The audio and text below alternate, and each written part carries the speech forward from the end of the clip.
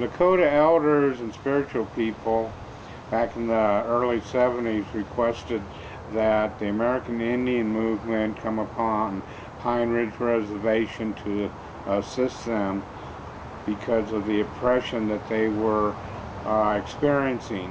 Part of that repression had to do with refusing to take money for the Black Hills because a secret satellite survey showed that there was high-grade uranium in the northwest corner of Pine Ridge, and TVA and the government knew that the Lakota people would not accept money for that.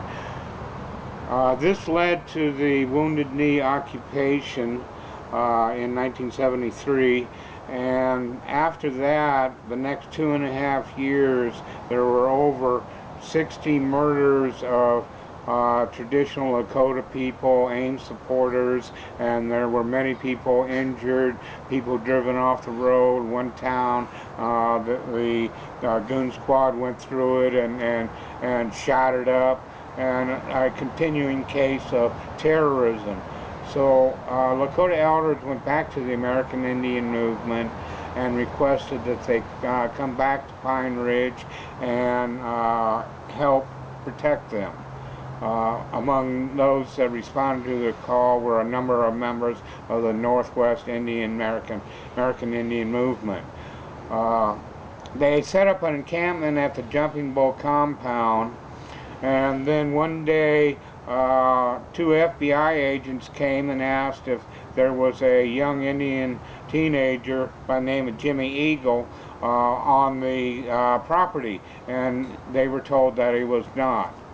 The next day, the 2 FBI agents followed a red pickup truck, which they had said had possibly had Jimmy Eagle in that truck, onto the Jumping Bull compound. They pulled up into a defensive position, and a firefight started.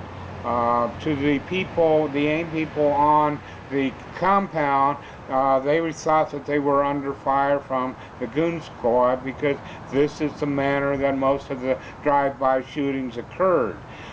So they defended themselves. In the process, unfortunately, one AIM member was killed, and 2 FBI agents were killed.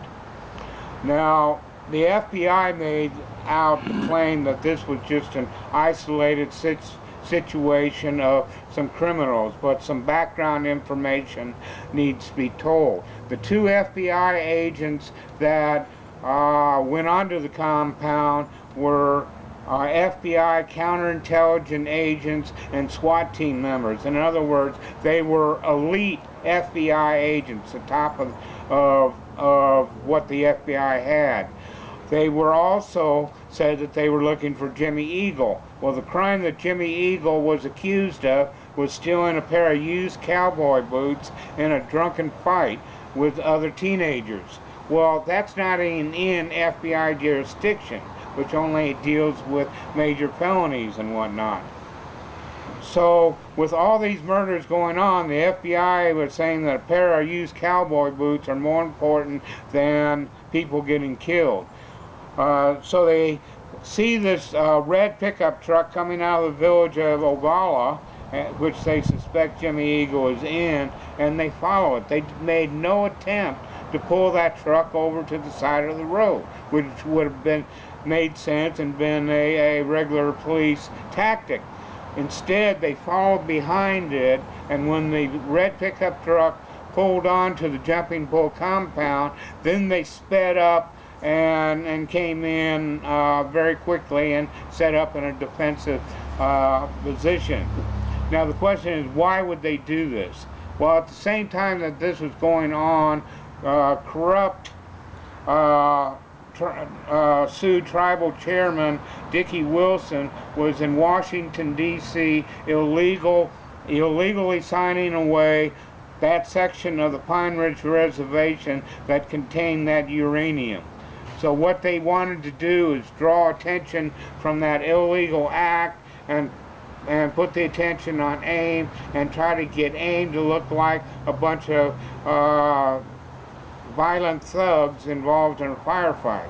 Well, AIM defended themselves, and on that day, they all got away except Joe Stuntz, who was killed. Leonard, in a long process, managed to make it up into northern Canada.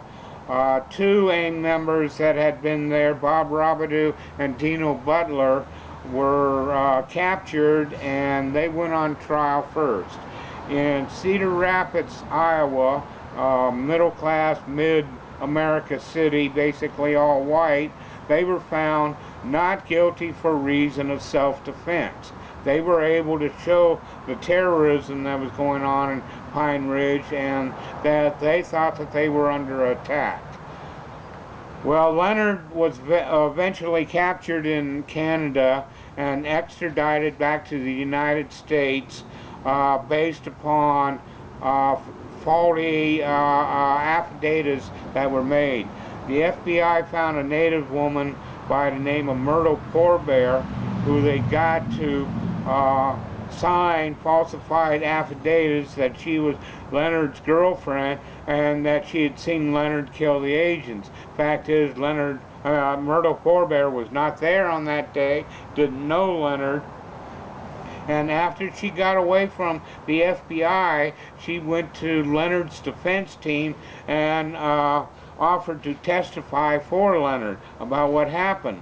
And when they tried to put her on the stand, the judge made the following ruling, that if the court was to believe Myrtle Poorbear, that it would shock the conscience of the court, and thus the judge refused to allow her to testify.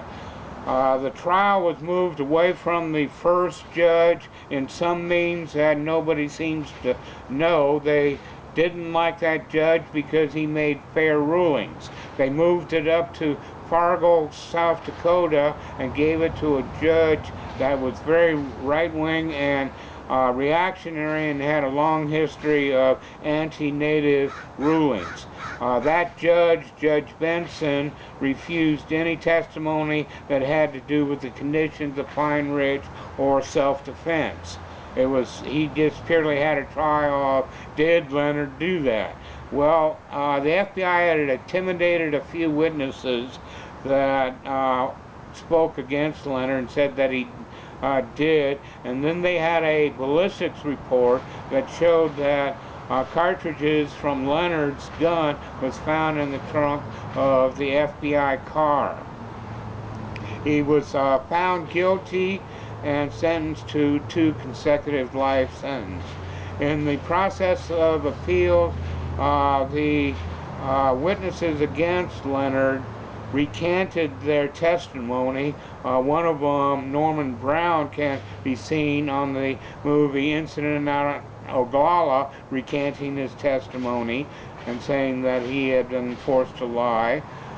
And then the ballistics report, we found out through the Freedom of Information Act, they let a document slip through that showed that the ballistics report had been fabricated, and that the gun that they said had been Leonard's, they could not do a ballistics report on at all on those cartridges and on that gun.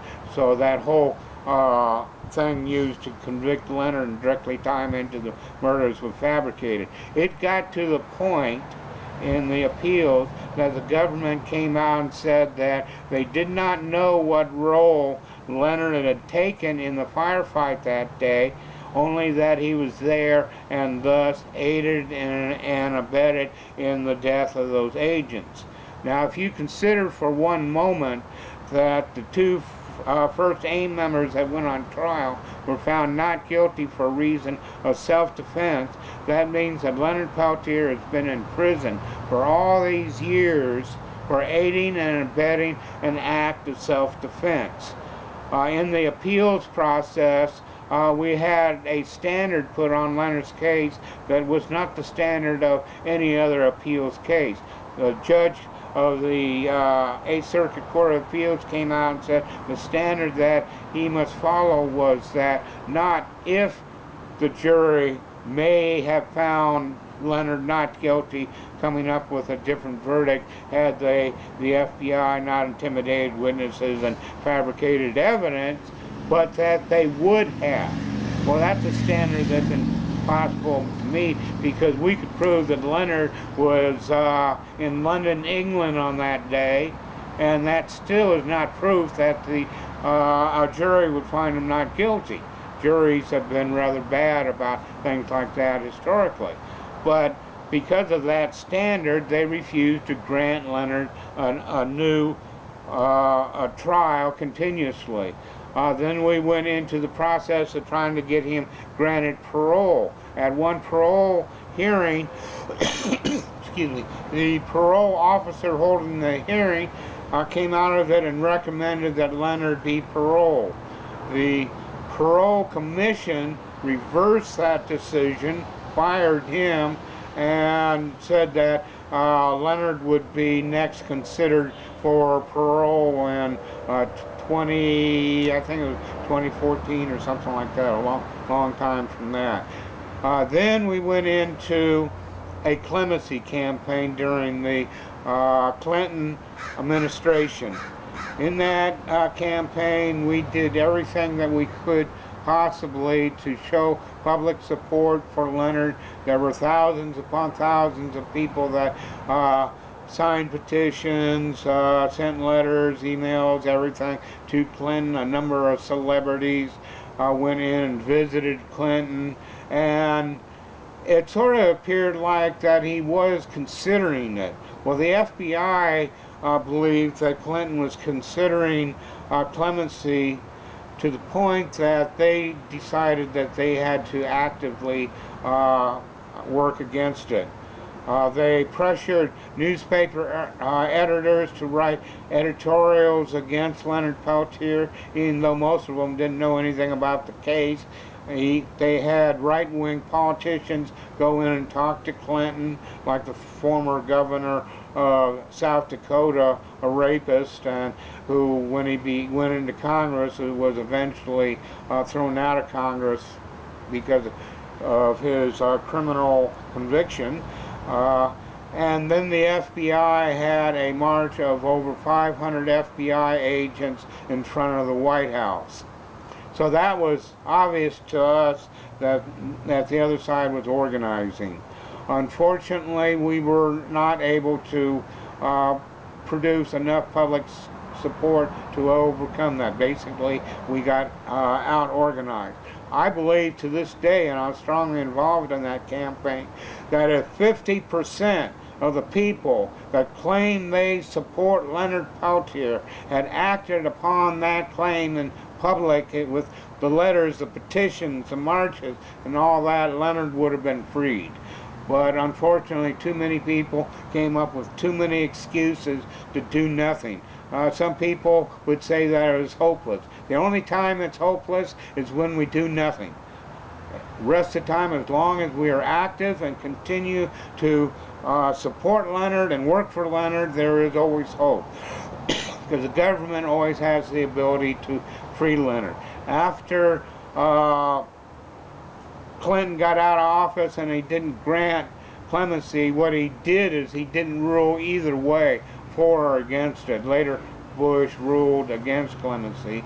The FBI continued with a smear campaign against Leonard to try to discredit him, including some very deceptive books that came out, and the anime trials in which they paid a informant $47,000 to get on the stand to say that she heard Leonard Peltier confess to the murders.